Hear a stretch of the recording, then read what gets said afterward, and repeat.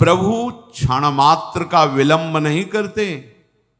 माया जब आक्रमण करती है तो क्षण मात्र का विलंब नहीं करते।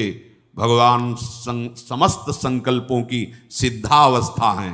साधक के हृदय में गलत संकल्प बना कि उनकी कृपा शक्ति आकर के घेर लेती है, कहीं उसका अमंगल नहीं होने देती। ये बिल्कुल अक्षरशः सत्य समझो। जो इस मार्ग में चल रहे हैं वो खुद अनुभव करें हृदय में।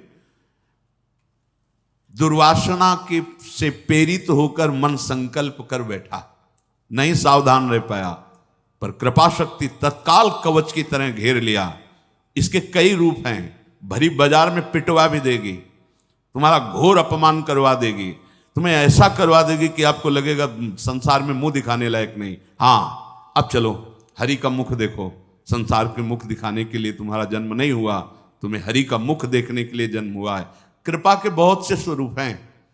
अगर आप भगवत शरणागत हो रहे हैं, थोड़ी मनमानी शुरू कर दी है, तो ध्यान रखना कृपा का मृदु से मृदु भी विधान हो सकता है और कठोर से भी कठोर विधान हो सकता है, पर होगी वो कृपा ही।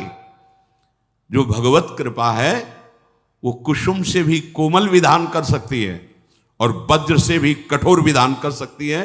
तैयार रहना। ये वज्र से कठोर विधान उसी के लिए होता है जो अहम से युक्त हो करके मनमानी आचरण के लिए कदम उठाता है। तो भगवत कृपा फिर कठोर विधान की रचना करती, क्योंकि अब तुम बच नहीं सकते। कृपा का विधान लागू हो चुका है, अब तुम बच, देखो यही है, इसी को कृपा कहते हैं। अब तुम बच नहीं सकते, माया के फंद तुम्हें फंसा नहीं सकते। अब तुम्हें डूबना पड़ेगा प्रेम में, अब तुम्हें डूबना ही होगा भजन में, अब तुम्हें डूबना ही होगा भगवान के नाम रूप लीला गुण में, क्योंकि आप तुम शरणागत हो गए तो कृपा का अब विधान लागू हो गया। तो काहे को वज्र से कठोर विधान को आप स्वीकार करोगे? भोगना पड़ेगा। वो ऐसी कृपा है, पक्का ऐसी स्थिति पैदा कर देगी कि केवल एक मार्ग रहेगा, हरि शरणम। बहुत फिर जलोगे। इसलिए अभी बुद्धि है, होश में हो जाओ तो कुसुम से भी कोमल विधान करने वाली कृपा प्रभु तक पहुंचा देगी।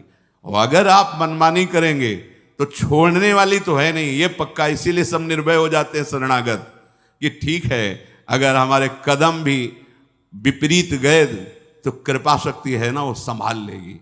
तो वो पुचकार के फिर नहीं संभालती, जैसे पुचकार के समझाया जा रहा है, तो वही कृपा शक्ति से ये सत्संग मिल रहा है, वही कृपा शक्ति कोई न कोई आ जाएगा पक्का। ये जीवन में देखा है, जहां कदम लड़खड़ाए किसी न किसी संत के रूप में वही बोला गया है जो अंदर कमजोर हो रहा है। जहां हम कमजोर हो रहे हैं, उपासक जहां कमजोर हो रहा है, वही उसको उपदेश दिया। कौन कौन बोल रहा है? वही कृपा शक्ति आकर के उसकी वाणी में बैठ करके मुझे समझा रही। नहीं समझ में आया, चलो आगे। अब वो अपना जो रूप रखेगी वो इतना भयंकर कठोर होगा कि आप सह नहीं पाएंगे और भाग नहीं पाएंगे।